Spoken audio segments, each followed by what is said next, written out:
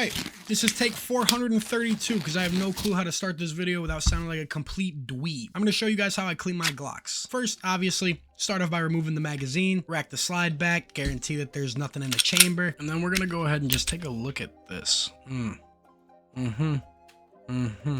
My grip looks homeless. So not only am I going to show you how to clean the Glock, I'm also going to show you how to rewrap the handle itself. The reason why I wrap my pistol grip is because I try to shoot as much as possible. When I go on hot days, my hands do in fact get sweaty. If it's raining outside, the gun does get wet. It just keeps you from having to adjust your grip on the gun as much as possible. Alright, to start the cleaning process, you're going to want to field strip the Glock.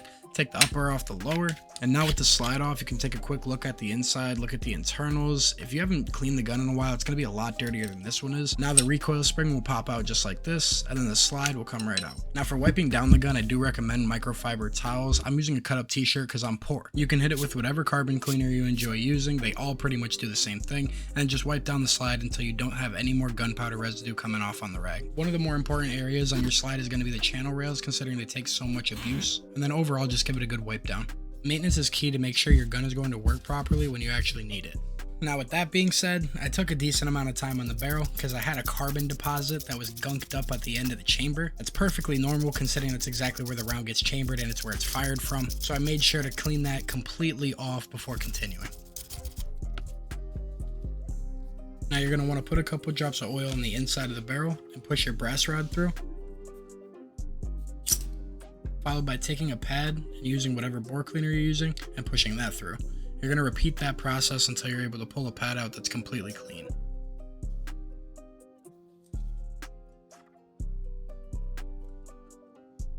When you're done with that, you're going to put a good amount of oil on the inside and the outside of the barrel.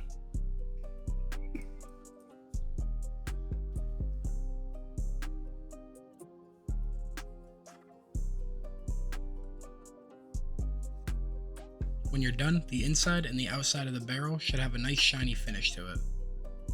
Moving on to the lower, it's as easy as can be. Wherever you see it's dirty, clean it. I use some carbon remover along with a plastic bristle brush just to agitate any of the gunked up carbon, and I wipe it clean. Doing the same thing that we did with the slide, just wipe it until you don't get any more of that gunpowder residue.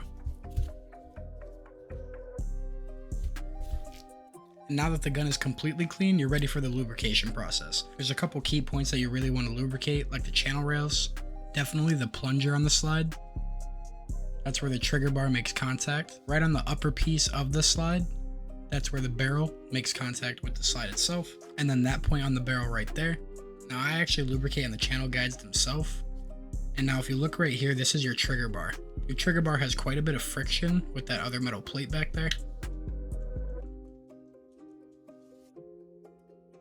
So lubricate that and wiggle it back and forth a few times. I take an alcohol pad to my optic just to clean the entire thing off, make sure it's got a crystal clear view. And now the gun's ready for reassembly. Put your barrel back in, your recoil spring, rack the slide back, and now you have to do a function test. Now to do the function test, you're just going to press the trigger, hold the trigger down while you rack the slide back, let the trigger go. It should reset the trigger and then press the trigger again. Final step for me is rewrapping the grip. I always do an angle cut and make it flush with the very bottom, and I wrap to the top. I go back and forth until there's enough layers and my hand feels nice and comfortable back on the grip. Pat it down along the way to ensure it's got a nice sticky hold, and it'll keep it from coming back up over the future.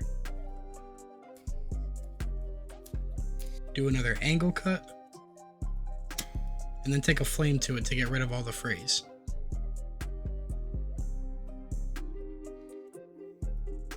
I appreciate you taking a look at the video. I hope it was worth the watch. That is how I clean my Glock.